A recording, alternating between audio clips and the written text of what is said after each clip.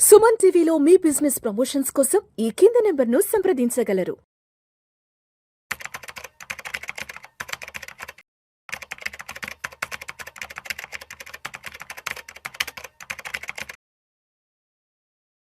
నమస్తే సాయిరామ్ గారు. నమస్తే మేడం.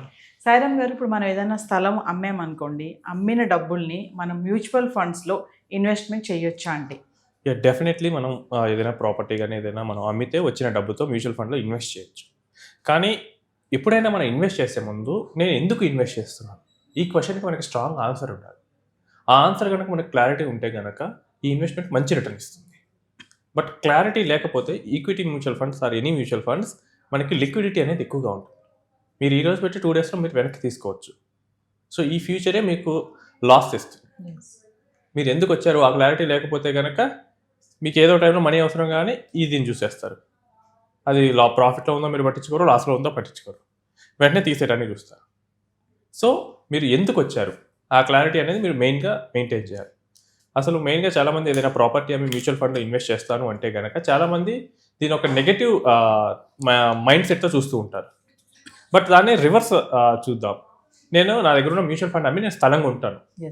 ఈ క్వశ్చన్ కనుక మీరు అడిగితే చాలామంది పాజిటివ్గానే రిప్లై ఇస్తారు కదా. మ్యూచువల్ ఫండ్లో ఉన్న డబ్బుల్ని అమ్మేసి నేను స్థలంగా ఉంటాను అన్నారు. ఓకే. సో మన పేరెంట్స్ కానీ వెల్ విషెస్ కానీ అడగండి ఈ క్వశ్చన్. సో అందరూ కొను బాగానే ఉంటుంది అది ఇది అని మొత్తం చెప్తారు. బట్ రివర్స్ చెప్పండి. నా దగ్గర ఒక ప్లాట్ ఉంది, నేను దాన్ని అమ్మేస్తాను, ఒక 50 లక్షలు వస్తుంది లేదా 40 లక్షలు వస్తుంది, దాన్ని నేను అమ్మేసి మ్యూచువల్ ఫండ్లో పెడతాను. నీకేమైనా మైండ్ పోయిందా, పిచ్చా, అమ్మి ఫండ్స్లో పెడతా అంటున్నాం, అసలు ఏమవుతాయో తెలీదు, ఇదంతా చేస్తారు. మార్కెట్ పడిపోతుందంట, అసలు market crash, equity market crash గురించి చాలా ఎక్కువగా చెప్తుంటారు. బట్ ఈక్విటీలో ఉండే క్రాష్ ఎలాంటిదంటే ఒకవేళ మనం మ్యూచువల్ ఫండ్లో చేస్తుంటాం కదా, డైవర్సిఫైడ్గా ఉంటుంది. నార్మల్గా మార్కెట్ ఒక 10% పడినా మన ఈక్విటీ ఫండ్స్ డైవర్సిఫైడ్ ఫండ్స్ ఉంటాయి కనుక ఇంకా అంతకన్నా తక్కువ పడతాయి. 5 కానీ 6 కానీ 7 కానీ అలా పడుతూ ఉంటాయి. బట్ స్థానం మీకు కోవిడ్ అప్పుడు లాక్డౌన్ ఉంది, ఆ టైంలో మీరు 2 డేస్లో అమ్మేయండి, ఎంత కొంటారు వాళ్ళు? ఏమన్నా ఒక 10 lakhs రూపీస్ ప్లాట్ మీరు అమ్మితే 10 lakhs కొనే వాళ్ళు ఉంటారా? అందరూ సగానికి సగం అడుగుతారు. ఇంకా ఈవెన్ అంతకన్నా తక్కువ కూడా అడగచ్చు. మీకు 2 డేస్లోనే మనీ కావాలి కాబట్టి మనం అర్జెంట్ అంటే ఇంకా తక్కువగా అడగచ్చు. బట్ మనకి మ్యూచువల్ ఫండ్లో అవకాశం లేదు. మనకి ఫెయిర్గా వాల్యూ అనేది ట్రేడ్ అవుతూ ఉంటుంది. సో ఆ వాల్యూని మనం అమ్ముతాం, మనకు నచ్చకపోతే మనం అమ్మక్కర్లేదు. సో మార్కెట్ క్రాష్ ఇది అనేది మ్యూచువల్ ఫండ్కి ఇట్స్ నాట్ పెద్ద కన్సిడర్ చేయాల్సింది కాదు. ఎందుకంటే మనకి 2023లో రియల్ ఎస్టేట్ మనకి హైదరాబాద్లో పీక్కి వెళ్ళింది. ఆ టైంలో చాలామంది కొన్నారు. 2 years తర్వాత వాళ్ళకి రిటర్న్ లేదు. సో రిటర్న్ లేదు కదా, నువ్వు చేసిన తప్పు అంటే కాదంటాడు. మళ్ళీ ఇది నేను లాంగ్ టర్మ్ కొనుక్కున్నాను, ప్రాపర్టీ ఎప్పుడైనా అప్రిషియేట్ అవుతుంది, సో నేను చేసింది కరెక్టే అంటాడు. సేమ్ మ్యూచువల్ ఫండ్ కూడా నువ్వు దేని పర్పస్ కొన్నావు, నేను వీడియో స్టార్టింగ్లో చెప్పిన వాట్ ఈస్ ద పర్పస్, అది మనకు క్లారిటీ ఉండాలి.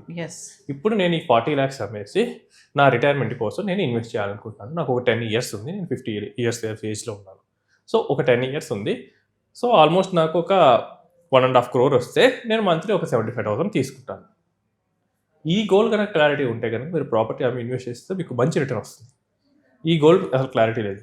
ఎవరో చెప్పారు మార్కెట్లో బాగా రిటర్న్ వస్తాయంట, మార్కెట్లో అప్పుడెప్పుడు ఇన్వెస్ట్ చేస్తే ఒకరికి 5 times పెరిగిందంట, నేను కూడా ఇన్వెస్ట్ చేస్తాను, వీళ్ళకి రాదు.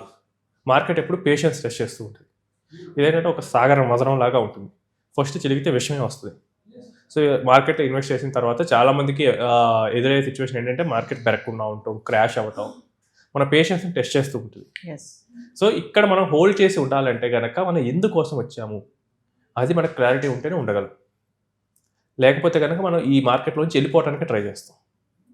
అండ్ చాలామంది ఏంటంటే మార్కెట్స్ ఎలా బిహేవ్ చేస్తాయో తెలియదు. రియల్ ఎస్టేట్ అంటే దాని మీద ఫేస్ వాల్యూ కనిపించదు, గోల్డ్ దాని మీద ఫేస్ వాల్యూ కనిపించదు కాబట్టి దాన్ని హోల్డ్ చేస్తారు.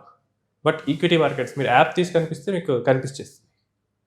సో ఈక్విటీ మార్కెట్స్లో మీరు ఇన్వెస్ట్ చేయాలి అనుకుంటే ప్రాపర్టీస్ అమ్మి ఫస్ట్ మీరు గోల్ క్లారిటీ తెచ్చుకోండి. గోల్ క్లారిటీ తెచ్చుకున్న తర్వాత ప్రాపర్ అడ్వైజర్తో వెళ్ళండి. ఎందుకంటే ఇక్కడ మీరు పెద్ద అమౌంట్స్ డీల్ చేస్తున్నారు. పెద్ద అమౌంట్స్ డీల్ చేసేటప్పుడు రిస్క్ కూడా కొంచెం ఎక్కువే ఉంటుంది. మీరు ప్రాపర్గా ఐడెంటిఫై చేయలేదు, ఏదో పెన్నీ స్టాక్లో ఇన్వెస్ట్ చేశారు, లేకపోతే ఏదో ఒకళ్ళు ఇన్సూరెన్స్ వాళ్ళకి ఫోన్ చేసి ఇది కూడా మ్యూచువల్ ఫండ్ వేస్తారని చెప్పి యూలిప్ పాలసీ ఇచ్చారు. మీరు ఏమనుకుని ఇన్వెస్ట్ చేస్తారు, మ్యూచువల్ ఫండ్ అనుకుని ఇన్వెస్ట్ చేస్తారు, బట్ అది యూలిప్ పాలసీ, మీకు అన్వాంటెడ్గా ఒక ఇన్సూరెన్స్ పాలసీ వచ్చేస్తుంది. అలా కాకుండా ఇంకెవరో చెప్పారు మ్యూచువల్ ఫండ్ కన్నా స్టాక్స్ బెటర్, స్టాక్స్లో కూడా పెన్నీ స్టాక్స్ బాగా పెరుగుతాయి అంటే అదే రూపాయి అవుతుంది ఒకేసారి 4-5 రూపాయలు అవుతుంది, 10 రూపాయలు అవుతుంది. 10 రూపాయలు అయితే 10 టైమ్స్ వచ్చేస్తుంది. అది కూడా జస్ట్ ఒక 6 నెలలు వచ్చిపోతుందంట. మనం దిగామనుకోండి మన రూపాయి 10 పైసలు అవుతుంది.